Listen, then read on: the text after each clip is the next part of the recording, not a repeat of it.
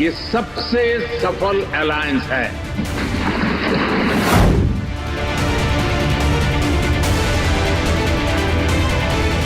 Alliance में देश के लिए कोई मिशन नहीं है, केवल और केवल कंफ्यूजन है और अपना अपना एम्बिशन है।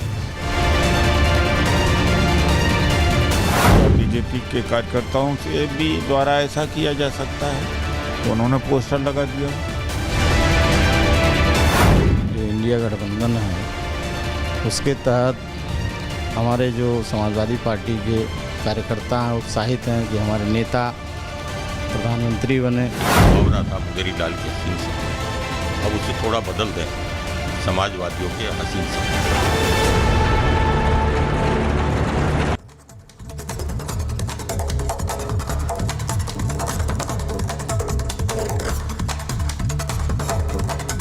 नमस्कार, महाभारत देख रहे हैं आप। मैं हूं आपके साथ अनामिका पांडे। महाभारत में आज हम बात करने वाले हैं पोस्टर वॉर की। अब आप सोच रहे होंगे कि विधानसभा चुनाव है नहीं, लोकसभा चुनाव खत्म हो चुके हैं, फिर ये पोस्टर वॉर हो किस में रही है? किसी और में नहीं। ऐसा मत समझिएगा कि विरोधियों में ये पोस्टर वॉर हो रही है। ये पोस्टर वॉर हो रही है गठबंधन की नेताओं के बीच में ही, उनके पार्टी के कार्यकर्ताओं के बीच में ही। दरअसल उत्तर प्रदेश में एक ऐसा पोस्टर लगा है जिस पर सबकी निगाहें जाकर टिक गई हैं, और क्या पोस्टर है वो आपको बताऊंगी, लेकिन उससे पहले आपको मैं ये तस्वीर दिखा देती हूं कि क्या वो पोस्टर है। इस पोस्टर में, ये जो पोस्टर लगा है ये उत्तर प्रदेश की राजधानी लखनऊ में समाजवादी पार्टी के दफ्तर में बिल्कुल बगल में लगा हुआ है। हालांकि इसके पहले भी कई पोस्टर इसी जगह पर लगते रहे हैं, अपनी पार्टी को मजबूत दिखाने के लिए कार्यकर्ता अपनी इच्छा बताते रहे हैं। ये पोस्टर आपको दिखा रहे हैं जिसमें लिखा हुआ है, देश के भावी प्रधानमंत्री आदरणीय श्री अखिलेश यादव जी को जन्मदिन की बधाई। अखिलेश यादव का जन्मदिन आ रहा है, दरअसल उसमें अखिलेश यादव को जन्मदिन की बधाई देते समझ में आता भी, लेकिन ये जो आपको हम बड़ा बड़ा दिखा रहे हैं इसमें लिखा हुआ है देश के भावी प्रधानमंत्री। आप समझिए, इंडी गठबंधन में प्रधानमंत्री की रेस में कितने नेता हैं, इसीलिए जनता कंफ्यूज हो गई। और लोकसभा चुनाव में इतना बड़ा कुनबा जुटने के बाद भी इसमें से कोई भी नेता प्रधानमंत्री की रेस में आगे नहीं आ पाया है, फिर चाहे अखिलेश यादव हो, फिर चाहे राहुल गांधी हो, फिर चाहे ममता बनर्जी हो। हालांकि लगातार समय समय पर यह चर्चाएं होती रही कार्यकर्ताओं के बीच कि हमारा नेता प्रधानमंत्री बनना चाहिए। और आपको इसके पहले की तस्वीर भी दिखाते हैं। ये देखिए, ये दरअसल फखरुल हसन चंद है। फखरुल हसन चंद जो कि समाजवादी पार्टी के प्रवक्ता भी हैं, उन्होंने करीब 8 से 10 महीने पहले कुछ यही पोस्टर लगाया था।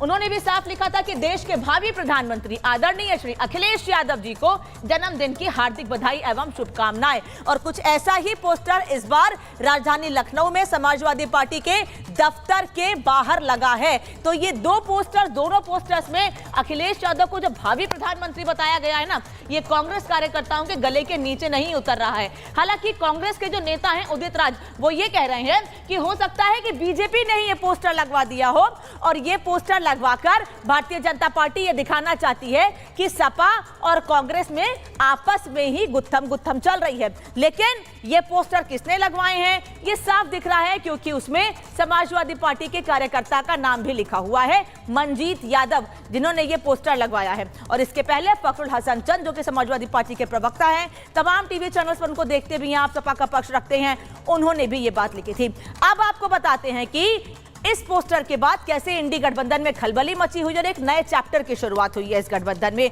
सपा ने अखिलेश को भावी पीएम बताया है। सपा दफ्तर के बाहर ये पोस्टर लगाए गए हैं और 37 सीटें जीतते ही समाजवादी पार्टी ने एक चुनौती पेश कर दी है कांग्रेस के सामने। आप टीएमसी के बाद अब सपा ने भी अपने कड़े तेवर दिखा दिए हैं, हालांकि शब्दों में नहीं लेकिन पोस्टर में जरूर दिखाया गया है। नतीजों के बाद से इंडी में टकराव की खबरें या टकराव बढ़ रहा है, ऐसी बातें लगातार सामने आती रही हैं। दिल्ली में आप कांग्रेस की पानी की लड़ाई सबके सामने है कि कैसे कांग्रेस के नेता पानी को लेकर आम आदमी पार्टी सरकार को घेर रहे थे। स्पीकर चुनाव में कांग्रेस से टीएमसी नाराज थी, हालांकि बाद में कुछ बातचीत करके सहमति बन ही गई थी। हालांकि स्पीकर बन नहीं पाए, विपक्षी गठबंधन का स्पीकर बन नहीं पाया और ध्वनि मत से ही पारित हो गया ओम बिरला के नाम का प्रस्ताव। कांग्रेस को उत्तर प्रदेश में दिल्ली तक अल्टीमेटम दिया गया है, उत्तर प्रदेश से लेकर अल्टीमेटम दिया गया है दिल्ली तक कि आप अगर साथ हैं तो ये हमको दिखाओ, ये हमको बताओ कि आप साथ हैं। लेकिन ये जो पोस्टर्स लगातार सामने आ रहे हैं उस पर कई सवाल उठ रहे हैं, क्योंकि कांग्रेस राहुल को पीएम प्रोजेक्ट करती रही है। हालांकि अब उनको लीडर ऑफ अपोजिशन बना दिया गया है, इसीलिए अब ये सवाल उठा कि भाई प्रधानमंत्री कौन बनेगा। हालांकि भारतीय जनता पार्टी लगातार ये कहती रही है कि पीएम पद के लिए पोस्ट खाली ही नहीं है, लेकिन उसके बाद भी कार्यकर्ता हैं जिनकी इच्छाएं लगातार सामने आती रहती हैं। सपा के तेवर से अखिलेश वर्सेस राहुल, क्या अब ये तस्वीर निकलकर सामने आएगी? क्या अब ये दो नेता जो उत्तर प्रदेश के दो लड़के हैं जो लगातार गठबंधन को मजबूत करने की बात करते रहे हैं, क्या ये दो लड़के ही, इनके कार्यकर्ता, इनके नेता ही आपस में अपने नेता को मजबूत दिखाने के लिए ऐसे ही लड़ते रहेंगे? क्या ऐसे ही पोस्टर वॉर लगातार जारी रहेगी या फिर यहीं पर यह मामला थम जाएगा? इस पोस्टर का, जो लखनऊ में पोस्टर लगा है, उसका मतलब क्या है? आज हमारे साथ जो मेहमान जुड़ेंगे महाभारत में, उनसे यही समझने की कोशिश करूंगी कि आखिर क्या कह रहे हैं नेता अलग अलग पार्टियों के। लेकिन उससे पहले समझिए कि इस पोस्टर पर देश भर की जनता की क्या राय है, खासतौर पर उत्तर प्रदेश की जनता क्या कह रही है। अगर भैया अखिलेश भैया प्रधानमंत्री बनेंगे तो मुझे बहुत अच्छा लगेगा। मैं तो बहुत ऐसा नहीं होगा कि इनको दबाया जाए, लेकिन जो भी सरकार बाई चांस बनती भी है तो अखिलेश यादव के बगैर कोई सरकार नहीं बनेगी। हुआ है जो राष्ट्रीय नेतृत्व तय करेगा उसका फैसला मान होगा। हमारे माननीय राष्ट्रीय अध्यक्ष जी जिस तरह से बड़ा दिल दिखाए हैं, उसी तरह कांग्रेस भी अपना बड़ा दिल दिखाती है, तो इसमें कोई मतभेद होने वाली नहीं है। नेता आसमान के वो चमकते हुए सितारे हैं कि उनके बारे में अब आप जो भी कयास लगा ले कम हैं, मुख्यमंत्री से लेकर प्रधानमंत्री। तो लोग ये कह रहे हैं ये सपने बुनते रहे, इनके सपने पूरे होने वाले नहीं हैं। और बीजेपी के नेता भी बार बार यही कह रहे हैं, भाई पोस्ट ही नहीं खाली है, आप सपने देखते रहिए, जनता आपको समर्थन नहीं देगी। क्योंकि इसके पहले कांग्रेस का जब राज रहा है, देश कैसे पीछे गया है, ये दावे भारतीय जनता पार्टी के हैं। और अब क्योंकि बीजेपी के राज में देश आगे बढ़ रहा है, इसलिए बार बार जनता प्रधानमंत्री के तौर पर नरेंद्र मोदी के नाम पर मोहर लगा रही है। पोस्टर का मतलब क्या है आखिर? इस पोस्टर पर बीजेपी क्या राजनीति कर रही है? क्या जो सवाल खड़े कर रहे हैं कांग्रेस के नेता कि वाकई में ये पोस्टर बीजेपी ने लगवाए हैं, इस पर ही आज महाभारत होगी। लेकिन उससे पहले इस पैकेज को देखिए।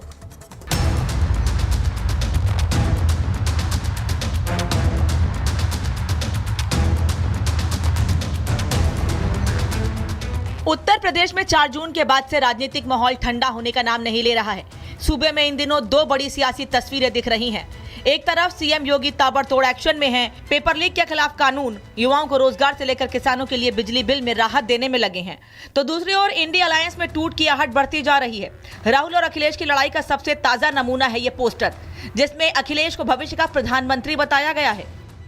अखिलेश यादव का जन्मदिन है, इसको लेकर के पूरा यह जो समाजवादी पार्टी का जो कार्यालय है, यानी कि जो मुख्य द्वार है, चारों तरफ से भरा पड़ा है इन बैनर पोस्टर से। लेकिन सबसे खास बात क्या है, खास बात की ओर मैं आपको ले चलना चाहता हूं। यहां पर मंजीत यादव हैं जो समाजवादी पार्टी के कार्यकर्ता हैं, उन्होंने यहां पर एक बैनर लगवाया है जिसमें लिखे हैं देश के भावी प्रधानमंत्री अखिलेश यादव। आप देख सकते हैं सीधा सीधा। तो ये इसलिए भी है कि कार्यकर्ताओं का मनोबल बढ़ा हुआ है। अखिलेश के लिए क्या लॉबिंग शुरू हो गई है? क्योंकि जैसे ही पोस्टर सामने आया, सियासत गरमाने लगी। बीजेपी इसे गठबंधन में टूट का संकेत बता रही है। तो इंडी गठबंधन का कहना है कि पोस्टर बीजेपी ने ही लगवा दिए हैं। प्रधानमंत्री पद कई वर्षों तक अब खाली नहीं होने वाला है, तो ये लोग सारी हरकतें करते रहें। पर एक बात तो स्पष्ट है कि इंडी अलायंस में जो अपनी एम्बिशन को लेकर प्रतिस्पर्धा है वो शुरू हो चुकी है, और ये फाइट फॉर एम्बिशन है जिसके चलते ये कन्फ्यूजन और बढ़ते जाने वाला है। पोस्टर से कोई प्राइम मिनिस्टर नहीं बन जाता, या नहीं बन जाता या बन जाता है। कार्यकर्ताओं का अपनी श्रद्धा होती है अपने नेताओं के किस तरह से मानते हैं। इसको उस तरह से नहीं देखना चाहिए कि अखिलेश यादव जी और राहुल गांधी जी में कोई कंपटीशन है। उत्तर प्रदेश में फिलहाल गठबंधन ने 43 सीट जीत ली, लेकिन क्या ये जादू फीका होने लगा है? क्योंकि 37 सीटों वाली सपा अब राहुल की कांग्रेस को चिढ़ाने लगी है। अभी तो 2 लड़कों की दोस्ती फिर से हुई थी, लेकिन अब सपा कार्यकर्ताओं की मांग से मुश्किलें बढ़नी तय हैं। हमारी पार्टी जो है समाजवादी पार्टी 3 नंबर की पार्टी है। पहले कभी बीजेपी के भी 2 सांसद हुआ करते थे, हमारे तो फिर भी 37 हैं। तो बहुत जल्दी जो है हमारी पार्टी जो है 1 नंबर की पार्टी बनेगी। लोग चाहते हैं कि नई नस्ल और नए युवा जिस तरह से उनसे जुड़े हुए हैं, हम वाकई में उनको मुख्यमंत्री ने बल्कि प्रधानमंत्री के रूप में देखना चाहते हैं। अखिलेश यादव खुद उत्तर प्रदेश की राजनीति छोड़ दिल्ली कूच कर चुके हैं। क्या ये उसका ही नतीजा है कि अब उनकी महत्वाकांक्षा सामने आ रही है? ऐसे में कई सवाल उठ रहे हैं। उत्तर प्रदेश के दो लड़के कब तक साथ रह पाएंगे? योगी के खिलाफ 2027 तक नहीं चलेगा इंडी। पीएम पद पर राहुल वर्सेस अखिलेश तय है, क्योंकि ये पोस्टरबाजी पहली बार नहीं है। इससे पहले भी अखिलेश के लिए पीएम पद की चाह सामने आ चुकी है। गठबंधन में सिर्फ अखिलेश ही नहीं, ममता की पार्टी भी कांग्रेस को स्पीकर चुनाव को लेकर तेवर दिखा चुकी है। केजरीवाल की गिरफ्तारी के खिलाफ जब संसद में आपका प्रोटेस्ट था तो उसमें कांग्रेस का कोई नेता शामिल नहीं था। दिल्ली में केजरीवाल बनाम कांग्रेस की लड़ाई सब देख रहे हैं। यानी मोदी के खिलाफ नेता प्रतिपक्ष बने राहुल के लिए ममता, केजरीवाल और अखिलेश चुनौती बन गए हैं। ये जो इंडिया गठबंधन है उसके तहत हमारे जो समाजवादी पार्टी के कार्यकर्ता हैं उत्साहित हैं कि हमारे नेता प्रधानमंत्री बने। हर कार्यकर्ता चाहता है कि हमारे नेता अच्छी जगह पे जाएं। एक मुहावरा था मुंगेरी लाल के हसीन सपने, अब उसे थोड़ा बदल दें, समाजवादियों के हसीन सपने। पहले वो मुख्यमंत्री बनने के सपने देखते थे, उसके बैनर लगे। अब प्रधानमंत्री बनने के सपने देख रहे हैं, बैनर लगा रहे हैं। और ये आत्ममुक्ता के अलावा कुछ नहीं है। या बीजेपी के कार्यकर्ताओं से भी द्वारा ऐसा किया जा सकता है कि उन्होंने पोस्टर लगा दिया। मोदी को संसद में घेरने का प्लान बनाने वाली कांग्रेस अब क्या खुद ही गठबंधन में घिर गई है? 100 से भी कम सीटें लाकर वो इंडी की लीडर बनकर मानो प्राइम मिनिस्टर का तख्त चाहने लगी है। लेकिन क्या राहुल की राह में अखिलेश खड़े हो गए हैं? क्या भविष्य में दोनों के बीच पीएम पद पर खुली लड़ाई दिखेगी? Bureau report, Republic Bharat. तो समाजवादी पार्टी के कार्यकर्ता कह रहे हैं कि हम चाहते हैं कि अखिलेश यादव मुख्यमंत्री नहीं बल्कि आप प्रधानमंत्री बने, यानी कि वो अब देश संभालें। प्रदेश की बात हम विकास की बात करते हैं, लेकिन हम चाहते हैं कि वो देश के प्रधानमंत्री बने और देश को मजबूत करें। लेकिन सवाल यह है कि इसके बाद गठबंधन के दूसरे नेताओं का क्या होगा और जो भारतीय जनता पार्टी दावे कर रही है उसका क्या होगा? इसी पर बातचीत के लिए मेहमान मेरे साथ जुड़ रहे हैं। परिचय करा दूं आपका। सिद्धार्थ यादव भारतीय जनता पार्टी के राष्ट्रीय प्रवक्ता मेरे साथ जुड़ रहे हैं। प्रोफेसर विशाल मिश्रा राजनीतिक विश्लेषक साथ में जुड़ रहे हैं मेरे। डॉक्टर आशुतोष वर्मा समाजवादी पार्टी के प्रवक्ता इस वक्त लखनऊ से मेरे साथ जुड़ रहे हैं। वरुण पुरोहित जी जयपुर से कांग्रेस के नेता साथ में हैं और संजय मिश्रा जी राजनीतिक विश्लेषक इस वक्त दिल्ली स्टूडियो में ही मेरे साथ जुड़ रहे हैं। आप सभी लोगों का बहुत बहुत स्वागत है। आशुतोष जी, पहला सवाल आपसे इसलिए क्योंकि आप लखनऊ में हैं, लखनऊ में ये पोस्टर लगे हैं और आप लोग या सभी पार्टियां ये कहती हैं कि हम कार्यकर्ताओं की इच्छा का सम्मान करते हैं। अगर सर कार्यकर्ताओं की इच्छा का सम्मान करने लगेंगे तो गठबंधन में बात बिगड़ जाएगी फिर। धन्यवाद। रिपब्लिक भारत को मैं लगातार देखता हूं और मैंने जब देखा तो रिपब्लिक भारत के जो एडवर्टाइजमेंट आते हैं या एंकर बोलते हैं कि देश का नंबर 1 चैनल रिपब्लिक भारत है, लेकिन वास्तविकता तो ये नहीं है ना। जिस प्रकार के आपकी संस्थान के प्रति आपकी उत्तरदायित्व होता है, आप चाहते हैं कि आपका संस्थान नंबर 1 हो, उसी प्रकार से देश की पार्टियों में कार्यकर्ता, आप तो फिर भी सैलरीड हैं, यहाँ कोई सैलरीड नहीं, यहाँ दिल से लगे होते हैं कार्यकर्ता। वो चाहते हैं अपना नेता सर्वोच्च स्थान पे हो।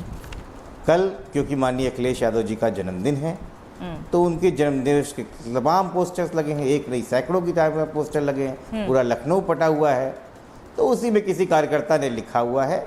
इन सब चीज़ों से कोई राजनीति तय नहीं होती, ये भी आप भी जानते हैं।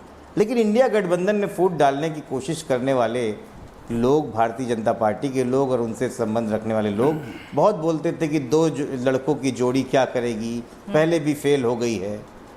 तो इस बार फेल कौन हो गया है, पास कौन हो गया है, ये 2024 के इलेक्शन और भारत के मतदाताओं ने बताया है। जो भारतीय जनता पार्टी जिसके 90 MP हार गए हों, जिसके 20 मिनिस्टर हार गए हों, वो अब भी अपने आप पे दम भरती है और जनादेश का जनादेश जो मिला है उसको समझ नहीं पा रही है। तो इसमें हमारा क्या जाता है? हमारे सब के सब जितने भी नेता हैं सब प्रधानमंत्री पद के उम्मीदवार हैं, इसमें कोई घबराने की बात नहीं है। बहुत अच्छी बात है सर। ये तो कह रहे हैं भारतीय जनता पार्टी के नेता कि यही तो कंफ्यूजन जनता में हो गया कि अगर आपके सभी नेता प्रधानमंत्री पद के उम्मीदवार हैं तो चुने किसके चेहरे पर, जनता भरोसा किस पर जताए कि कौन देश को आगे लेकर जाएगा, कौन देश को मजबूत करेगा। इसी कंफ्यूजन में इतना बड़ा कुनबा बन भी गया लेकिन जनता भरोसा नहीं कर पाई। जी देखिए, ये आपका विश्लेषण हो सकता है। सर मैं बीजेपी के नेता कह रहे हैं, अभी सिद्धार्थ जी से पूछूंगे यही कहेंगे, देख लीजिएगा। जो भी करेंगे, जो भी कह रहे हैं, मैं उन्हीं को कोट करके कह रहा हूँ, जो भी 543 सीटें में एमपी चुन के आए हैं, वो चाहे हमारी जीत के आए हो चाहे भारतीय जनता पार्टी के, वो इस देश की जनता ने जिता के भेजा है। बड़ा सवाल ये है कि कौन ऐसी पार्टी है जो पिछले चुनाव से अब चुनाव में 90 अपने एमपीज को हरा चुकी है? वो भारतीय जनता पार्टी है। जनता ने किसको हराया है? भारतीय जनता पार्टी को हराया है। किसके 20 मिनिस्टर्स हारे हैं? भारतीय जनता पार्टी की हारी है। अगर इसके बावजूद भी भारतीय जनता पार्टी आत्ममुख है तो ठीक है, क्या परेशानी है? हम तो चाहते हैं वो ऐसे ही आत्ममुख रखें। कुछ ही दिनों की बात है, ये सरकार जब तक बैसाखी पे चला रहे हैं चलाएं, हमारा नंबर आने ही वाला है, हम जल्दी सरकार बनाएंगे इस देश में। आशुतोष जी, मैं और मेहमान के पास जाती, क्योंकि आपने कहा ये कब तक बैसाखी पर सरकार चलाएंगे। सर चलिए, आप कह रहे हैं वो बैसाखी पे, तो आप लोगों ने तो बैसाखी जोड़कर ही सरकार बनाने की कोशिश की थी। इतने सारे नेताओं, इतने सारे पार्टियों को जोड़कर एक गठबंधन बनाया, क्या वो बैसाखी नहीं थी? और अब उसी बैसाखी के हर एक नेता या हर एक कोना कह रहा है कि भाई हमारे नेता प्रधानमंत्री बनेंगे, हमारे नेता चेहरा होंगे इस गठबंधन का। देखिए, अहंकार की हार हुई है, ये जनता ने बताया है। 400 पार का नारा हमने नहीं दिया था, 400 पार का नारा 56 इंच के सीने वाले ने दिया था। मोदी की गारंटी हमने नहीं दी थी, मोदी की गारंटी, देश की गारंटी वो हमने नहीं दी, वो सब सफाया कर दिया गया है जनता ने। भारतीय जनता पार्टी को आत्मावलोकन करना है, हमको नहीं करना है। हम जहां हैं हम सही हैं और हम आगे प्रगति के पथ पे हैं। कौन हार रहा है, कौन जीत रहा है, ये जनता डिसाइड करती है। हम और आप नहीं डिसाइड करते हैं। और जनता ने अपना जनादेश दिया है इनके 90 एमपीज को हरा के, इनके मिनिस्टरों को हरा के। ठीक है सर, मैं प्रोफेसर विशाल मिश्रा के पास जाऊं, क्योंकि अभी सिद्धार्थ जी तक मेरी आवाज नहीं जा रही, मुझे बताया जा रहा है। उसके पहले एक रिएक्शन वरुण जी से ले लेती हूं। वरुण जी, क्या ये माने कि अखिलेश यादव को लेकर जो पोस्टर लगे हैं सिर्फ कार्यकर्ताओं की इच्छा है? कम से कम गठबंधन में ऐसा कुछ नहीं है, नेताओं में कहीं कोई ऐसी बातचीत नहीं होती है? और अगर गठबंधन जीत जाता तो पीएम चेहरा कोई भी होता, किसी को कोई फर्क नहीं पड़ता, कोई भी पीएम बन जाता, कम से कम लड़ाई नहीं होती। अनामिका जी, आपने एक बात कही कि कंफ्यूजन था जनता के बीच में, इसलिए जनता ने विपक्ष को पूरी सीटें नहीं दी। मैं तो कह ही रहा था ये बात, मोदी जी का ग्लैमर रानी विपक्ष का बनानी, 4 जून को विपक्ष को दुख होगा कि और मजबूती से लड़ते तो सरकार बनाते। आपने जो बात कही इससे ये क्लियर हो गया कि अगर नेता दिखा देते, फेस दिखा देते प्रधानमंत्री का, तो मोदी जी 240 भी नहीं ला पाते। कैसे? ये तो क्लियर बात हो गई। दूसरी बात ये नहीं, अब सुन तो लो मेरी बात, तो सुन लो मैं आपकी बात। अभी इन्होंने बीजेपी वाले कह रहे हैं वैकेंसी, ये कोई प्रधानमंत्री पद कोई नौकरी होती है क्या? वैकेंसी नहीं है, ये फासिस्ट सोच है। जनता चाहे जिसको, किसी भी आदमी को प्रधानमंत्री चुन सकती है, इनकी सोच की बात है। अब आप बात करो अखिलेश जी के कार्यकर्ताओं ने पोस्टर क्यों लगाया? भाई कोई भी बन सकता है प्रधानमंत्री, ममता दीदी भी बन सकती है, अखिलेश, डिम्पल, प्रियंका, कोई भी बन सकता है प्रधानमंत्री। ये तो जब अभी चुनाव तो है नहीं, अभी तो चुनाव संपन्न हुआ, 1-2 साल में चुनाव होगा, मिड टर्म पोल तो होना निश्चित है। अच्छा। उसमें डिसाइड किया जाएगा। और क्योंकि हमारे गठबंधन में कहीं भी कोई कंफ्यूजन नहीं है, स्थानीय इश्यूज, पंचायत इश्यूज, नगर निकाय के इश्यूज अपने हिसाब से नेता कार्यकर्ता तय करते हैं। तो आप ये कह रहे हो दिल्ली में क्यों कर? दिल्ली एक राज्य है, तो वहां के कार्यकर्ता अपने हिसाब से इश्यू तय कर रहे हैं। जब राष्ट्रीय इशू, नेशनल इश्यूज हैं, तो आपको गठबंधन एक दिखा है पूरे देश में, जब भी तो ये हाल हुआ मोदी जी का। और फेस कर देते, तो आप खुद ही कह रहे हो, तो फेस अगर आ जाता प्रधानमंत्री पद का तो मोदी जी रह जाते। ये कुल मिला के बात, जो कंपटीशन की बात नहीं है। अकेले कार्यकर्ता है, मेरी भी इच्छा थी कि प्रियंका जी चुनाव लड़े, अब लड़ रही है वायनाड से, मैं तो 20 साल से कह रहा था। तो ये तो इच्छा होती है हर आदमी की, लाइकिंग होती है, कोई किस चैनल को पसंद करता है, कोई किस चैनल को पसंद करता है, अपनी अपनी लाइकिंग है। तो इसको आप थोड़ी बदल सकते हो। ये जो चाहते हैं बीजेपी वाले, आगे बढ़ रहे हैं, उन्होंने रिपब्लिक की बात से शुरुआत की, तो आप कोई किसी चैनल को पसंद करता है, मतलब गठबंधन है तो बात भी नहीं बढ़ाएंगे आगे। हाँ, पिक्चर की बात कर लेते हैं। अच्छा, अरे नहीं, टीवी पे नहीं, आप खेल की बात कर लो। किसी को बास्केटबॉल पसंद है, किसी को क्रिकेट पसंद है, किसी को स्विमिंग पसंद है, अलग अलग पसंद है, खेल अलग पसंद है, किसी को क्या पसंद है, ठीक है। किसी को आपने जो बात कही, मुझे लग रहा है सिद्धार्थ जी तक बात पहुंच गया होगी, लेकिन जो आशुतोष जी ने बात कही वो सिद्धार्थ जी तक नहीं पहुंची है।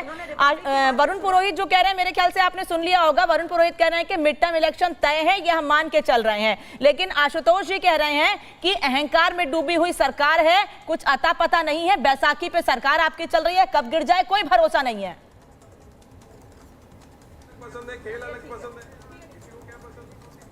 सिद्धार्थ यादव,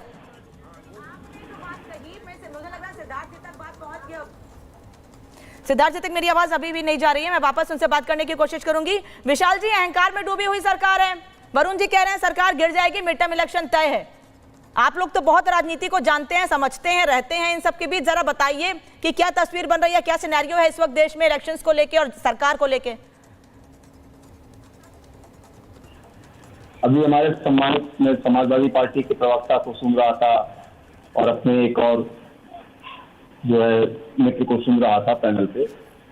अब मैं शुरुआत करता हूं। समाजवादी पार्टी के सम्मानित प्रवक्ता कह रहे थे कि ये सरकार बैसाखी पर है और क्या हुआ गारंटी का, ये तमाम सारी बातें कह रहे थे और कह रहे थे कि पार्टी के सभी लोग प्रधानमंत्री पद के उम्मीदवार हो सकते हैं। ठीक है मानवर, आपका कहना सही है कि प्रधानमंत्री पद के उम्मीदवार हो सकते हैं, लेकिन जो आपने बातें कही कि बैसाखी की सरकार है और जो है क्या हुआ गारंटी का, तो मानवर मैं बहुत विनम्रता से आपसे पूछना चाहता हूं कि अब लगातार 3 बार जनता जनार्दन ने आपको विपक्ष में प्रतिपक्ष में बैठने का अवसर दिया है, अभी भी आप ये स्वीकार नहीं कर पा रहे हैं कि आदरणीय प्रधानमंत्री जी के नेतृत्व में एनडीए गठबंधन की सरकार बनी है, तो ये आप क्यों नहीं स्वीकार कर पा रहे हैं? और दूसरी बात, जो आप बैसाखी की बात कर रहे हैं, तो उसके लिए मैं आपको एक क्लेरिफिकेशन देना चाहूंगा कि जो एनडीए है उसका एक ऑर्गेनिक गठबंधन है, आज से नहीं, 3 दशकों का है। और आप अपनी बात कर लीजिए, जो आप बार बार बैसाखी कह रहे हैं, आप अपनी बात कर लीजिए। अभी कुछ ही दिन पहले तो लड़े थे साथ में चुनाव, दिल्ली में और पंजाब में तो नहीं लड़ पाए थे, और अब इस समय क्या हुआ, दिल्ली में क्या चल रहा है, क्यों नहीं स्पीकर के जो है पद पर जो है समर्थन जुटा पाए? बैसाखी कौन है? तो दीवार स्वप्न देखिए, लोकतंत्र में देखिए, बिल्कुल सर समर्थन भी नहीं जुटा पाए, समर्थन भी नहीं जुटा पाई, और इनकी ही अलायंस के नेता पहले तो साथ नहीं थे स्पीकर चुनाव पर, फिर बड़ी लंबी चौड़ी बैठक और बातचीत करनी पड़ी, उसके बाद टीएमसी के सांसद साथ में आए। विशाल जी, आपकी आवाज बहुत साफ मेरे तक नहीं आ पा रही है, मैं इसलिए कहूंगी टीम को कि थोड़ा आपकी आवाज को क्लियर करें, मैं बहुत नहीं समझ पा रही हूँ आपकी बात को। सिद्धार्थ जी काफी देर से जुड़े हैं। सिद्धार्थ जी, मैं वही सवाल फिर से आपसे पूछूंगी जो आपसे मैंने पहले पूछा, अब तक मेरी आवाज नहीं गई थी। कांग्रेस के नेता, समाजवादी पार्टी के नेता कह रहे हैं कि मिड टर्म इलेक्शन तय है, आपकी बैसाखी की सरकार है, कब तक चलेगी कोई भरोसा नहीं है, और आपका अहंकार था जो इस बार 400 पार का छोड़िए आप 300 तक नहीं पहुंच पाए। देखिए, जो पोस्टर्स जिस पर आज आप अपनी ये स्टोरी कर रहे हैं, जो अखिलेश जी के समर्थक लगा रहे हैं, मैं मानता हूं इससे कोई लड़ाई इंडिया अलायंस में नहीं होने वाली, कोई कलह नहीं होगी आपस में, क्योंकि जब मौका ही नहीं आने वाला कि प्रधानमंत्री कौन बन सकता है तो लड़ाई किस बात की। पर हाँ, इतना जरूर है कि इन पर तो एक 4 पंक्तियां मुझे ध्यान में आई कि अधूरी सी ख्वाहिशें हैं मेरी, अधूरी ही मेरे सारे ख्वाब, कैसे कट रही है जिंदगी कोई पूछता नहीं जनाब। इनके क्या हाल हो गया, कितना दम लगाया था, 10 साल की एक सरकार चली, इनने सोचा था ऐसा कर देंगे वैसा कर देंगे, और तीसरी बार देश की जनता ने इतिहास रचते हुए 1962 के बाद तीसरी बार एक प्री पोल अलायंस को पूर्ण बहुमत देकर एक देश के प्रधानमंत्री को तीसरी बार इस देश का नेतृत्व सौंपा। मैं मानता हूं यह अभूतपूर्व है, और उसके ट्रॉमा से ये लोग बाहर नहीं निकल पा रहे, अब नहीं निकल पा रहे, तो एक दूसरे को चार्ज करने के लिए कुछ तो कहना पड़ेगा। इसलिए अगर आप इसको अभूतपूर्व मानेंगे तो जो पिछले 10 सालों में भारतीय जनता पार्टी को अकेले दम पर सरकार बनाने का जनादेश जनता देती रही, वो क्या था, उससे इस बार क्यों चूक गए? क्योंकि दावे ये थे 370 भारतीय जनता पार्टी, 400 पार एनडीए। जो हमें पहले 2 बार मिला वो भी अभूतपूर्व था, क्योंकि कोई पार्टी किसी सत्ता को, किसी दल को हटा करके सत्ता में आ रही थी। अभी अभूतपूर्व इसलिए है क्योंकि 10 साल का हमने इस देश में एक सेवा काल रखा, और लोग कहते थे एंटी इनकम्बेंसी है, मिलेगा नहीं। 10 साल के काल के बाद क्या हुआ था कांग्रेस पार्टी का? जो 200 सीटों पे कांग्रेस पार्टी थी वो 50 पे आ गई, और हम लोग जो 303 पे थे वो 240 पर हैं, और एक पूर्ण बहुमत की एनडीए की सरकार बना रहे हैं, इसलिए अभूतपूर्व है। अभूतपूर्व इसलिए है क्योंकि देश में आदरणीय प्रधानमंत्री नरेंद्र मोदी जी दूसरे ऐसे प्रधानमंत्री हुए जिन्होंने तीसरी बार इस देश की गद्दी को संभालने का जिनको जिम्मेदारी दी गई है। 1962 में ऐसा हुआ था और 2024 में ऐसा हुआ, इसलिए मैं नहीं मानता कि इसको अभूतपूर्व कहना कुछ भी गलत है। पर रही बात, आपने कहा कि हमारा लक्ष्य तो 370 का था, हमने 400 पार की बात कही थी, बिल्कुल कही थी। हम अपने लिए बड़ा लक्ष्य रखते हैं, हम बड़ा सोचते हैं। जो लोग 40 पर हो वो 400 कहते तो वैसे भी कठिनाई हो जाती। हम 303 पे थे, हमें 400 कहना था, और हमारे कार्यकर्ताओं के लक्ष्य आवश्यक था। इंडिया गठबंधन के नेता आपस में लड़ते रहते हैं, एक दूसरे पर उंगली उठाते हैं। संजय मिश्रा, फिर चाहे पानी का मुद्दा हो या दूसरे मुद्दे हो, कांग्रेस के नेता सड़क पर आते हैं और कहते हैं भाई आम आदमी पार्टी की सरकार लापरवाह है, इनके नेता पर ही भ्रष्टाचार के आरोप लगे और इनके मुख्यमंत्री ही जेल चले गए। संजय मिश्रा। नहीं, बिल्कुल ठीक बात है। देखिए, सिद्धार्थ भाई की तरह तो मेरे को इतनी ट्रेनिंग नहीं मिली है कि मैं इतना बड़ा झूठ बोलूं। गठबंधन है, सभी को पता था कि इंडिया गठबंधन का जो गठबंधन बना है वो लोकसभा चुनाव के लिए बना है, ये क्लियर था। सभी लोग बोल रहे हैं, तो गुमराह करने की आवश्यकता नहीं है कि देखो दिल्ली में क्या हो रहा है और पंजाब में क्या हो रहा है। सिद्धार्थ भाई ने एक शेर कहा, तो मैं इस पर इतना ही कहना चाहता हूँ कि ये शेर है आपका कि होने थे जितने खेल मुकद्दर के हो लिए, हम टूटी नाव लेके समंदर के हो लिए। आपने सरकार बनाया, आपको मुबारक, आप सरकार चलाइए, उसकी शुभकामनाएं। हम तो यही कह रहे हैं। आप कह रहे हैं आपको बहुमत मिला, मध्य प्रदेश में जनता ने देखा कांग्रेस को बहुमत मिला, गोवा में जनता ने देखा 18 विधायक कांग्रेस के, 13 विधायक बीजेपी की सरकार आपने बनाई थी। लोगों ने देखा कि बाकी राज्यों में आपने क्या खेल किया, राजस्थान में की सरकार को अस्थिर करने की कितने प्रयास किए आपने, जिसका नतीजा आज आपके सामने आया है। जनता को लग गया कि हाँ भाई, आप लोकतांत्रिक पार्टी नहीं है, आपका विश्वास लोकतंत्र में नहीं है अनामिका जी। नहीं, लेकिन जहां तक दिल्ली की बात है, मैं पूरा कर लीजिए, फिर मैं सवाल पूछूंगी। हाँ, मेरे को बोल लेने दीजिए, मैं कह रहा हूं जहां तक जिस पोस्टर की बात हो रही है, मैं कह रहा हूं कि भावी प्रधानमंत्री लिखा हुआ है, यही लिखा है ना उसमें, भावी प्रधानमंत्री। भावी का मतलब कभी भी हो सकता है। अखिलेश यादव ऊर्जावान व्यक्ति हैं, ऊर्जावान नेता हैं, नए सोच के नेता हैं, शक्तिशाली हैं, संपन्न हैं, नए सोच के नेता हैं। क्या दिक्कत है उसमें यदि उनके कार्यकर्ता ये सपना देख रहे हैं कि अखिलेश यादव प्रधानमंत्री बने? नहीं सर, सवाल मेरा ये है, हम नहीं कह रहे हैं कोई आपत्ति है हमको, हम ये कह रहे हैं कि अगर हर पार्टी का कार्यकर्ता यही सपना देखेगा और हर पार्टी ये कहती है कि हम अपने कार्यकर्ता की इच्छा का सम्मान करते हैं क्योंकि पार्टी कार्यकर्ताओं से ही बनती है, तो सर या तो कार्यकर्ताओं की इच्छा का सम्मान कर लीजिए या तो अपने गठबंधन को मजबूत कर लीजिए। मेरा सीधा सा सवाल मेरा बिल्कुल सवाल आपका इसी में आ जाता। हर एक चैनल का एम्प्लॉय यही सोचता है मेरा चैनल नंबर 1 हो, टीआरपी में नंबर 1। लोग एक ही बात कर रहे हैं, तीनों लोग एक ही बात कर रहे हैं। सुन तो मतलब आज ये दिखाना चाह रहे हैं कि एक ही लाइन पे चल रहे हैं और एक ही बात करेंगे। आशुतोष जी भी मुस्कुरा रहे हैं लखनऊ में। बात के मीनिंग बदल जाएंगे। सर आप लोग चैनल पे लेके आ जा रहे हैं बात। मेरा ये कहना है, दिखा रही है, मेरा ये कहना है कि हर एक दल का, हर दल की तो छोड़ दीजिए, बात कर रहा है तो हम उसकी बात कर रहे हैं। हर दल बड़ी अच्छी बात है सर, कर रहे हैं, अच्छा लग रहा है कि आप कम से कम चैनल देख रहे हैं और उसकी बात कर रहे हैं। चलिए हम बात इस पर बात किसी और दिन करेंगे। हाँ संजय जी कंप्लीट कीजिए। हर दल की बात बहुत अच्छा मानते हैं, लेकिन नंबर 1 नहीं हो पाता है तो क्या करें? नहीं सर, हम नंबर 1 जनता के लिए, हमें टीआरपी से मतलब नहीं है। जनता हमें पसंद करती है, जनता सराहती है, हम लोगों के बीच जाते हैं, लोग कहते हैं कि हम रिपब्लिक देखते हैं, सर हमको अच्छा लगता है। हम सर आंकड़ों में नहीं फंसते। रिपब्लिक भारत नंबर 1 है। हाँ सर है, जनता के लिए नंबर 1 है, हम आंकड़ों में फंसते नहीं। हमारे 10 नंबर आ गए, 9 नंबर आ गए। जब पब्लिक हमें अप्रिशिएट करती है कि हम पब्लिक के मुद्दे उठा रहे हैं, हमको अच्छा लगता है। हम डिबेट पे वापस आते हैं। समाजवादी पार्टी के कार्यकर्ता होने के नाते अखिलेश यादव भावी प्रधानमंत्री हैं। हम भी आंकड़ों में नहीं फंसते हैं। मैं ये सर अच्छी बात है ना, आप कह रहे हैं वही बात तो कांग्रेस के नेता कह रहे, वही टीएमसी के नेता कह रहे, वही तो आज हम पूछ रहे हैं आपसे। संजय जी कंप्लीट कीजिए, फिर आशुतोष जी। और वही आप कह रही हैं। आशुतोष जी बस सर 10 सेकंड। लड़ाई किस बात की है सर? 10 सेकंड बस आ रही हूँ। हाँ मैं ये कह रहा हूँ कि नए सोच के लोग हैं, उसमें ये लिखा है किसी कार्यकर्ता की भावना होगी। मैं कह रहा हूं वो तो एक पार्टी के सबसे सीनियर लीडर हैं। आप उसी में देखिए, समाजवादी पार्टी के किसी संसदीय दल के लोग अपने सांसद को नेता मुख्यमंत्री देखना चाह रहे होंगे या उन्हें प्रधानमंत्री देखना चाह रहे होंगे। तो जिससे जो व्यक्ति जुड़ा हुआ होता है वो चाहता है कि ये व्यक्ति काफी आगे जाए। अच्छा। जैसे सिद्धार्थ जी हैं, आज भारतीय जनता पार्टी में, वो चाहेंगे भारतीय जनता पार्टी का नेता कोई जाए। इनके अंदर भी होगा कि मोदी जी के बाद कौन, इनसे पूछ लीजिए जरा, ये भी बताएंगे कि भाई मोदी जी के बाद तो ये होना चाहिए, वो होना चाहिए। ये सभी लोगों के अंदर होता है। लेकिन जिस तरह की बात अभी गुमराह बाद आपने कहा उनके बाद, वो ये कह रहे हैं भावी। सिद्धार्थ जी, संजय मिश्रा कह रहे हैं कि मोदी जी के बाद, आपने कहा बाद। हाँ बिल्कुल, 1.5 साल ये सरकार चलाएंगे। महाराष्ट्र का चुनाव होने दीजिए, हरियाणा का चुनाव होने दीजिए, फिर इनके अंदर देखिए कि क्या शुरुआत होती है। फिर आप ये अपने आप पर। सिद्धार्थ यादव बीजेपी के नेता कह रहे हैं कि ये मुंगेरी लाल के हसीन सपने देख रहे हैं। सपने देखना कोई बुरी बात नहीं है, लेकिन ये सपना पूरा होगा नहीं इनका।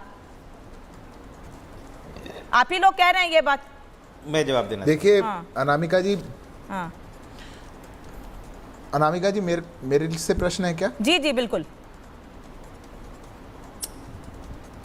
अनामिका जी देखिए, इनकी बात पर मैं क्या जवाब दूं। ये एक दूसरे को इंजेक्शन देने का काम करते हैं। ये बूस्ट करने का इंजेक्शन है, एक दूसरे को देते रहते हैं, इतने में प्रधानमंत्री बन जाएंगे, भैया तू भी बन सकता है, भैया मैं भी बन सकता हूँ, भैया तेरा नंबर लगेगा, भैया मेरा नंबर लगेगा। अरे जनता बनाती है, घरों में बैठ करके, घरानों में बैठ करके नहीं बनते हैं, कार्यकर्ताओं के होर्डिंग से नहीं बनते हैं प्रधानमंत्री, कार्यकर्ता की इच्छा से नहीं बनते हैं, देश की जनता तय करती है और देश की जनता ने अपना मैंडेट दिया है। नहीं सिद्धार्थ भाई आपने बिहार में नीतीश कुमार का डीएनए टेस्ट करवाया था, अलायंस को मैंडेट दिया, आपने नीतीश कुमार का बिहार में डीएनए टेस्ट करवाया था, उन्होंने बाल काट कर दिल्ली तक भिजवा दिया था बिहार का, आपने क्या किया? आज आप उनके साथ बैठे या नहीं बैठे हैं? लगेगा। ऐसे बहुत सारे दल हैं जिसके साथ आपके अनबन होते रहे हैं। आपने अकाली दल के साथ आपकी लड़ाई हुई, आपकी शिवसेना के साथ लड़ाई ऐसी हुई कि आपने दो फाड़ कर दिया, आपने शरद पवार की पार्टी को दो फाड़ करके जिस पे एलिगेशन लगाया आपने अपने साथ ले लिया, आपने जिन जिन लोगों पे आरोप लगाए अपने साथ ले लिए, फिर भी आप पाक साफ हैं।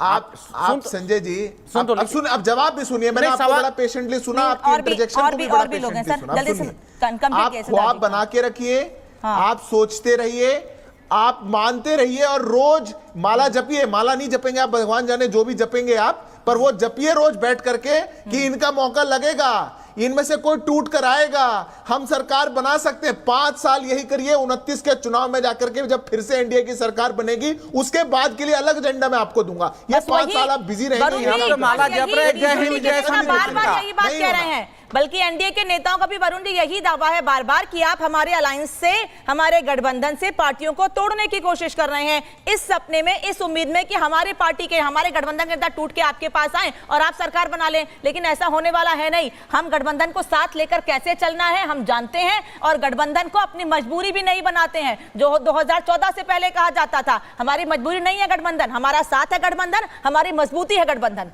वरुण पुरोहित।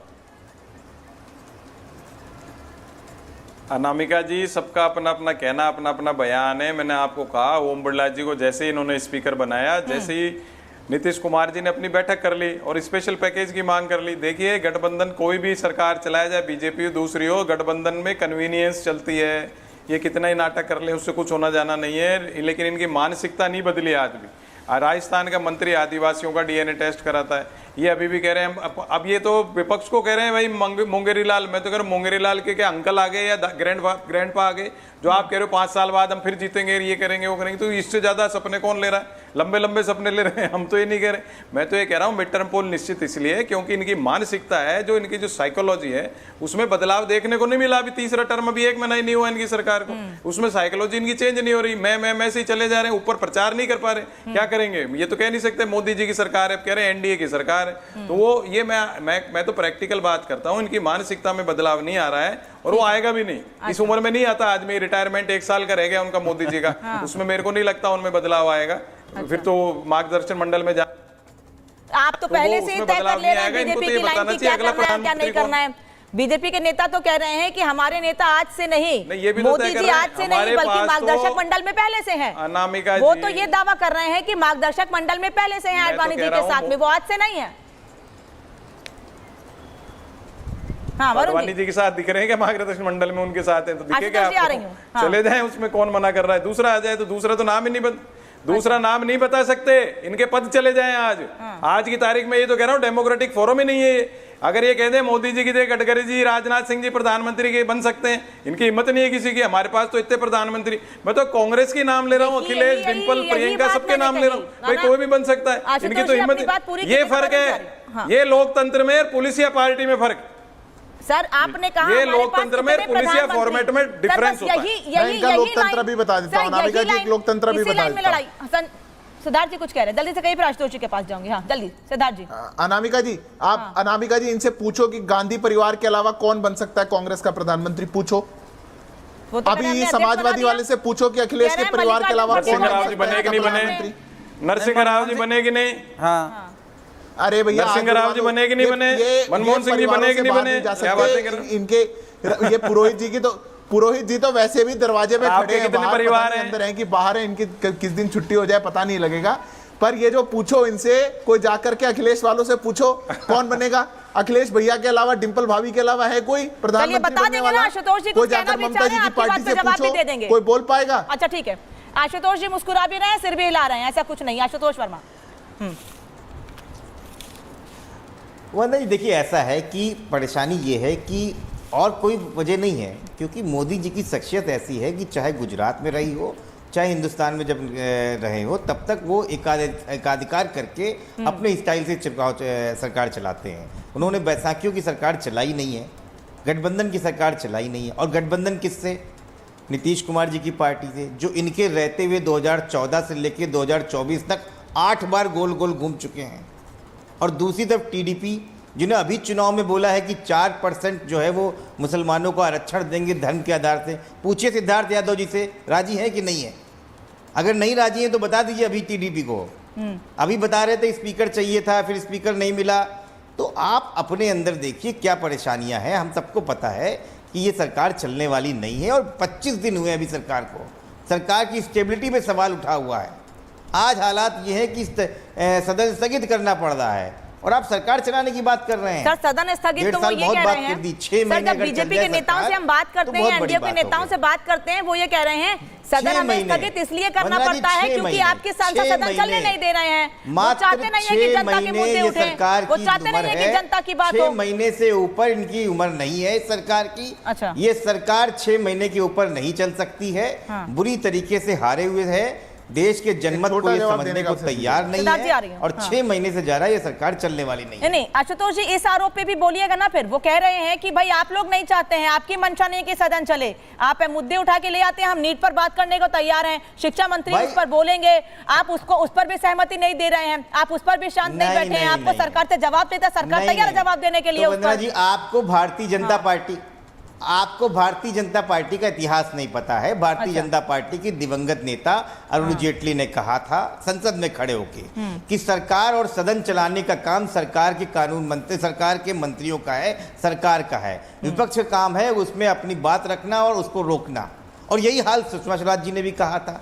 तो क्या किरण रिजिजू जी खाली साइलेंट मिनिस्टर बैठे हुए हैं? अर्जुन मेघवाल जी ऐसे ही मिनिस्टर बना दिए? अरे संसदीय कार्य मंत्री बनाया गया है, सरकार चलाना इनकी जिम्मेदारी है। अच्छा। और भारतीय जनता पार्टी क्यों चाहेगी नीट पे बात हो? अच्छा। सारे के सारे घोटालेबाज उसी में बैठे हुए हैं। एनटीए का चीफ आरएसएस से आता है। ठीक है, भारतीय जनता पार्टी तो भाग रही है नीट से।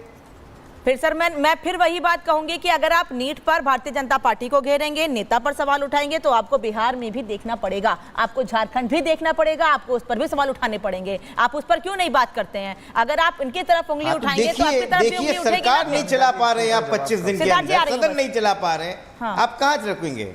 अच्छा, सिद्धार्थ यादव। देखिए अनामिका जी, मैं कहता हूं जो अभी 6 महीने की सरकार है, 6 महीने की सरकार है, इसकी एक वीडियो रिकॉर्डिंग बना करके रख लीजिए, क्योंकि यही वो चेहरे थे जो पहले कहा करते थे इस बार इनकी सरकार बनेगी ही नहीं, ये तो 100 सीटों से कम में आ जाएंगे। हमें जब बहुमत मिल गया तो कहते थे मोदी प्रधानमंत्री नहीं बनेंगे, देखना ये शपथ नहीं लेंगे, फिर ये कहते थे इनकी सरकार नहीं बनने जा रही, ये तो अलायंस ही नहीं आएगा, शपथ हो गई, मंत्रिमंडल हो गया, सदन शुरुआत हो गई, सब कुछ हो चुका। अब ये आ गए कि 6 महीने की सरकार है, 6 महीने चलेगी, 8 महीने चलेगी। अरे आप ये सपने लेते रहिए। रही बात सदन के चलने की और नीट के विषय पे, देश का युवा जानता है कि जब आपको घंटों का अवसर था राष्ट्रपति के अभिभाषण में राहुल गांधी को जवाब देने का, और उनको कहा गया कि आपको अपने अवसर पर नीट पर जो बोलना हो 1 घंटा लेकर के, अतिरिक्त भी 2 मिनट बोलिएगा, अतिरिक्त समय भी लेकर के बोलिएगा, लेकिन वो रिकॉर्ड में नहीं जाएगा। ये भी बोलिए, करने का पूरी बात बोलिए, वो रिकॉर्ड में नहीं जाएगा। वो बवाल चाहते हैं, वो सस्पेंशन ऑफ बिजनेस चाहते हैं, वो नीट पर चर्चा नहीं चाहते। ये आप लोगों की सच्चाई है। इसीलिए आप लोग जब जब एक्सपोज होंगे तब तक आप अपने ये इंजेक्शन एक दूसरे को देते रहेंगे। आपको आपके इंजेक्शन मुबारक है। विशाल जी के पास जा रही हूँ। विशाल जी की मुझे लगता है आवाज अगर ठीक हो गई और साफ आवाज मेरे तक आए। विशाल जी, आशुतोष जी कह रहे हैं, वरुण जी भी कह रहे हैं और संजय जी भी कह रहे हैं कि सरकार की मंशा नहीं है कि सदन चले, सरकार नहीं चाहती है कि जनता के मुद्दे उठें। आपने संसदीय कार्य मंत्री बनाया है, जिम्मेदारी उनकी है, सदन वो चलाएं, लेकिन पूरे हफ्ते हमने देखा है कितना हंगामा हुआ है। शुरुआती दिन ही संविधान की प्रति लेकर पहुंच गया, उसके बाद नीट पर भी हंगामा, शपथ के दौरान भी नीट पर नारेबाजी हो रही है सदन के भीतर। विशाल मिश्रा, उसमें क्या परेशानी है? सर संविधान की प्रति ले जाना क्या गुनाह है? मैंने ये नहीं कहा संविधान की प्रतियां लेकर खड़े होना गलत है, मैंने कहा सदन के पहले दिन 18वीं लोकसभा का पहला दिन था, कम से कम पहले दिन सदन को शांति से चलने देते। मैंने कहीं नहीं कहा संविधान की प्रतियां लेकर खड़े होना गलत है। मैंने कहा पहला दिन था, 18वीं लोकसभा का पहला दिन था, क्या नहीं लगता है कि आपकी सामंजस्य से आप गलत तरीके से बात को आगे बढ़ा रहे हैं। मेरा कहना है कि आपकी जिम्मेदारी नहीं है, आपके सांसदों की जिम्मेदारी नहीं है कि 18वीं लोकसभा के पहले दिन को अच्छे से चलने दें, सदन को अच्छे से चलने दें। ये आपके सांसदों की जिम्मेदारी है सर, ये मेरी जिम्मेदारी नहीं है। संविधान की प्रति लीजिए सर, ये तो संविधान की रक्षा सर, ये आपका काम है। संविधान को ऊपर रखिए, संविधान को ऊपर रखिए, ये आपका काम है, ये हमारी जिम्मेदारी है। जय संविधान, बाबा साहब अमर रहे, बाबा साहब अमर रहे। मैं बार बार आपसे कहूंगी, मेरा काम है सिर्फ ये पूछना आपसे कि संसद के पहले दिन को सही से क्यों नहीं चलने दिया गया। मेरा सवाल सिर्फ इतना है। अगर आप पहला दिन ढंग से नहीं चलने देंगे तो कैसे पूरा सत्र चलेगा? सरकार से पूछिए। वरुण जी आ रही है, रुकिए। विशाल मिश्रा, आशुतोष जी आ रहे हैं, रुकिए। विशाल मिश्रा, संसदीय कार्य मंत्री क्या करने के लिए बैठे हैं? हाँ, तो विशाल जी बता रहे हैं ना, आपकी बात का जवाब विशाल मिश्रा दे रहे हैं, पत्रकार हैं, वरिष्ठ पत्रकार। कहिए विशाल जी। मानवर, एक तरफ तो आप संविधान की बात करते हैं, बहुत अच्छी बात है, और दूसरी तरफ उसी संविधान के अंतर्गत जो सदन है, उस सदन की अपनी जो नियमावली है, सदन के अपने जो नियम हैं, जो प्रावधान हैं, उनके तहत आप चर्चा में भाग नहीं लेंगे।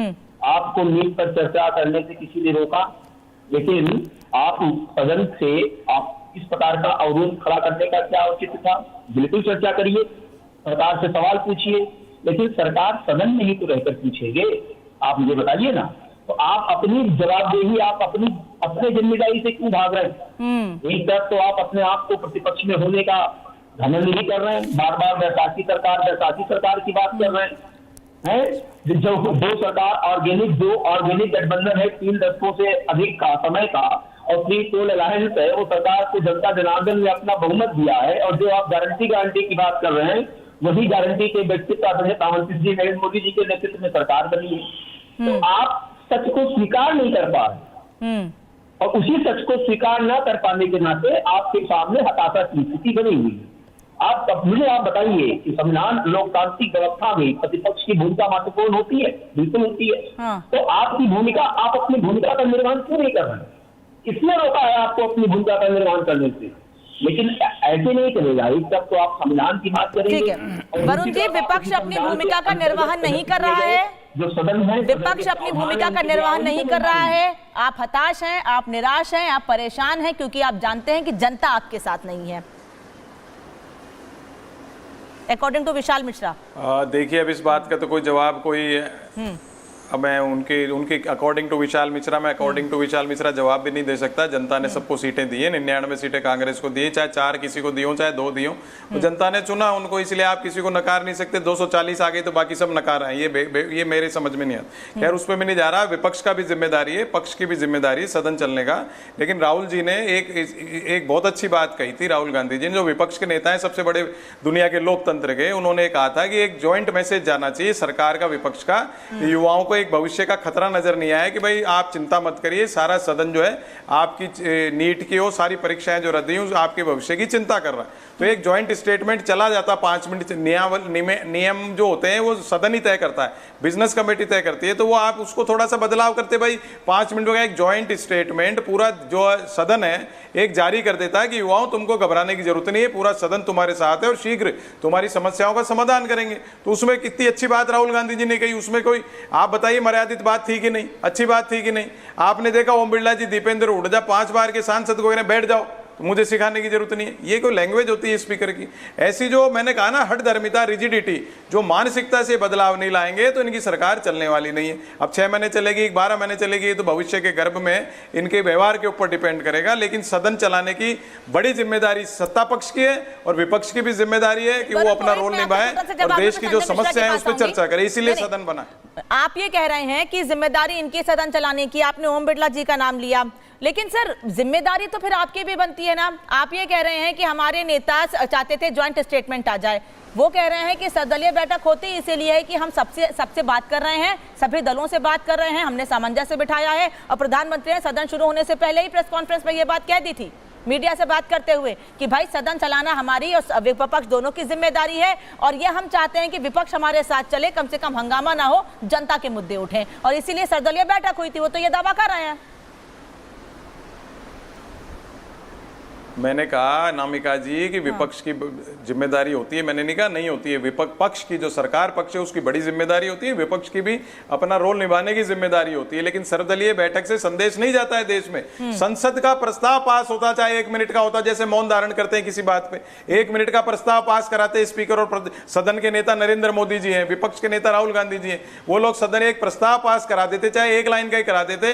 भविष्य के पूरे देश के युवाओं का भविष्य इस पे स्टेक पे लगा हुआ है, एक लगा देते आप, एक प्रस्ताव पास करके सदन से संदेश जाता देश को कि नई संसद बनी है, भविष्यों के जो जितने युवाओं का भविष्य है उसकी हम टेक केयर करेंगे। उसमें क्या आपत्ति थी इनको? मेरी यही समझ में नहीं आ रहा। हर बात के लिए अपनी रिजिडिटी आप चेंज कर लेते उसको, सिस्टम को। राहुल गांधी ने तो हंगामा किया ही नहीं था। अच्छा। विपक्ष ने हंगामा किया ही नहीं था। आप सुनोगे नहीं कोई बात को तो हंगामा होगा ही होगा। अच्छा, आप सुनिए विपक्ष की बात को और उसको फिर कोई ना कोई रास्ता निकालिए। मैं माफी चाहूंगी क्योंकि सवाल सत्ता पक्ष से, विपक्ष ने हंगामा नहीं किया, विपक्ष चाहता था सदन चले, लेकिन आप नहीं चाहते थे इसलिए हंगामा हुआ, इसीलिए पूरे हफ्ते दिक्कतें हुई आप लोगों को। आप ज्वाइंट स्टेटमेंट जारी करवा देते नीट पर, हम शांत हो जाते। वो ये कह रहे हैं नहीं किया आपने ऐसा, आप तानाशाही चला रहे हैं, जो आरोप है कांग्रेस के सपा के आपके। देखिए अनामिका जी, नीट के विषय पर संसद मौन हो जाए और 2 मिनट का मौन रखे और उससे नीट का सोल्यूशन मिलता होगा तो मैं कहता हूं डिबेट में ही सब लोग मौन रख लो। अरे देश ऐसे चलेगा क्या? देश में ये सॉल्यूशंस हैं। आपको कहा गया कि आप मौन के लिए नहीं कहा, मैंने सुना ही नहीं आपने। मैंने कहा जैसे मौन धारण करते हो कोई बात पे, वैसे ही परीक्षा पे ज्वाइंट स्टेटमेंट कर सकते हो। मैं नहीं तो मेरा गलत इंटरप्रिटेशन क्यों कर रहे हो आप? मैंने कब कहा कि मौन धारण करना चाहिए नीट के ऊपर? मैंने कहा जैसे कोई बात पे मौन धारण सारा सदन करता है, उसमें नियम लागू नहीं होता। जब ये अवसर, सिद्धार्थ यादव, वरुण जी आप वैसे सबको ज्ञान देते हैं, बीच में मत बोला करिए, पर आपको जरूर बोलना, अपनी बारी में बोलिएगा। अब सुनिए बात को। जब आपके नेता राहुल गांधी को मैंने आपका नाम लेके नहीं बोला, नेता प्रतिपक्ष होने के नाते आपको अवसर मिलेगा, आपको अवसर मिलेगा, आप जो विषय पे बोलना चाहे, सबसे ज्यादा अवसर नेता प्रतिपक्ष को ही मिलता है। आप राष्ट्रपति के अभिभाषण के जवाब में जो बोलना चाहे बोलिए। तब आपने कहा नहीं हम नहीं बोलेंगे, हम सस्पेंशन ऑफ बिजनेस चाहते हैं, आप सब कुछ खत्म करिए तब हम ये बात करेंगे। ये बात आप बिजनेस एडवाइजरी कमेटी में नहीं कहेंगे, ये बात आप सदन में पहुंच करके करेंगे। एकदम से राहुल जी को ध्यान आता है कि नहीं नहीं आज कुछ और नहीं करेंगे, हम ये करना चाहते हैं। 1 घंटे का अवसर मिलता आपको, 1 घंटे का बोलते नीट पे, पर आपके पास बोलने के लिए है क्या? क्योंकि आप लोग मात्र समस्या बता सकते हैं, समाधान के नाम पर कांग्रेस पार्टी और पूरा इंडिया अलायंस के पास कुछ भी नहीं है। जिनके पास कोई समाधान ना हो, जो मात्र समस्या जानते हो, तो इसीलिए वो ऐसी बात करते हैं। समाधान तो सरकार करेगी। सिद्धार्थ भाई सत्ताधारी दल के प्रवक्ता हैं, इनको झूठ नहीं बोलना चाहिए। सर आ रही अध्यक्ष जी ने कहा आपको जो बोलना है बोलिए, बिल्कुल ठीक आप कह रहे हैं, उन्होंने कहा था। लेकिन उन्होंने ये भी कहा था कि अभिभाषण के वक्त आप जो अलग की बातें जोड़ेंगे वो रिकॉर्ड में नहीं जाएगा। तो क्या फायदा है भाई बोलने का? वो सदन में बात रखने की आवश्यकता मतलब क्या है? जब रिकॉर्ड में ही नहीं जाएगा तो उस बात का रखने का कोई मतलब नहीं बनता है। जो आप अभी बोल रहे हैं वो रिकॉर्ड पे नहीं जाएगा। आपने नहीं कहा, अध्यक्ष जी ने कहा था सदन में, जब राहुल गांधी जी मांग कर रहे थे कि आपको जो बातें रखनी है आप रखिए अपनी बात में, लेकिन रिकॉर्ड में नहीं जाएगा। ये रिकॉर्ड में है जो ये बोला गया, आप जाकर के फिर से देख लीजिएगा। लेकिन मैं आता हूं मेन पॉइंट पे, जो बात है की जनता बड़ी सजग है। मैं आता हूं मेन पॉइंट पे। सुनिए, विपक्ष ने अपना 5 साल ईमानदारी से अपना रोल अदा किया है। विपक्ष ने आपसे बात किया, महंगाई से परेशान है जनता, जवाब दीजिए। बेरोजगारी देश में सबसे ज्यादा बढ़ी, आप इसका जवाब दीजिए। महिलाएं असुरक्षित है, आप इस पर बोलिए। आपने मौन साध करके रखा, ना आपने महंगाई पे का म बोला, ना बेरोजगारी का ब बोला, ना महिलाओं के लिए सुरक्षा के लिए सब बोला। लेकिन सबसे बड़ी बात क्या थी? आपको कहां मार खाए आप? ये आपको मंथन करना चाहिए। उत्तर प्रदेश में शायद हो चुका है मंथन आपका कि आप क्यों हारे, आपके कार्यकर्ता भी आपका साथ क्यों छोड़कर चले गए। कारण है साहब सिद्धार्थ भाई, आप ये मत बोलिए कि कांग्रेस को 99 सीट और आपको 240। आप एनडी गठबंधन बना करके आप लड़े थे, उन्होंने आपने एनडीए बनाया था, उधर इंडिया गठबंधन थी, दो गठबंधन चुनाव में थे, आपको 293 सीटें मिली, उनको 234 सीटें मिली, 56 सीटों का अंतर है। अनामिका जी, मेरे को ज्यादा गरूर की आवश्यकता नहीं है। सब लोग के प्रश्न मुझसे हैं और जवाब नहीं आएगा तो कैसे होगा? सिद्धार्थ जी, मैं आप ही के पास आऊंगी, लास्ट कमेंट सर उनसे भी रिएक्ट चले लो, फिर आप ही के पास आऊंगी। आशुतोष जी, बार बार सदन चलाने की बात हो रही है। अगर रिपब्लिक भारत के पास माननीय दिवंगत सुषमा स्वराज जी और अरुण जेटली का वक्तव्य हो तो एक बार जरूर चला दीजिएगा, आपके लोग देख लेंगे। पिछली 2 लोकसभा में इतिहास में पहली बार हुआ कि 2/3 से ज्यादा बहुमत बिना विपक्ष के वॉइस वोटिंग से भारतीय जनता पार्टी ने अपने चला दिए। तो जब बिजनेस पूरी एडवाइजरी जो है वॉइस वोटिंग से चल रही है तो विपक्ष की जरूरत क्या है?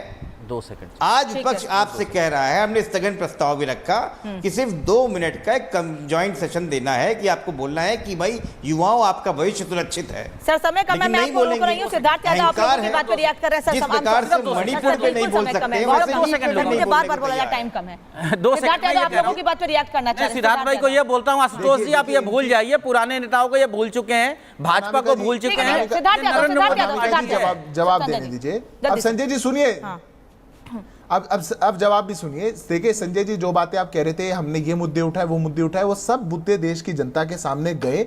देश की जनता ने अपना मैंडेट दिया। आपकी बात बिल्कुल ठीक है, देश के सामने 2 विकल्प थे, एक इंडिया अलायंस का था और एक एनडीए अलायंस का था। देश की जनता ने एब्सोल्यूट मेजोरिटी 20 सीटें ज्यादा मेजोरिटी से एनडीए अलायंस को दी और हमने अपनी सरकार बनाई। पहली बात रही। दूसरी बार सदन को चलाने की इनकी हिपोक्रेसी आप अभी देख लीजिए। आशुतोष जी कह रहे वॉइस वोट से करवा दिया, वॉइस वोट से पहले करवा देते थे। जब स्पीकर का चुनाव आपको पता था, आपके पास नहीं है, आपने सदन की शुरुआत करी, नए सत्र की शुरुआत करी, 18वीं लोकसभा की शुरुआत करी, गलत चुनाव के साथ करी और वॉइस वोट से उसको करवाया। रोक रही हूं आपको। आप सभी का बहुत बहुत धन्यवाद जुड़ने के लिए, समझ देने के लिए। महाभारत में इतना ही, खबरें जारी।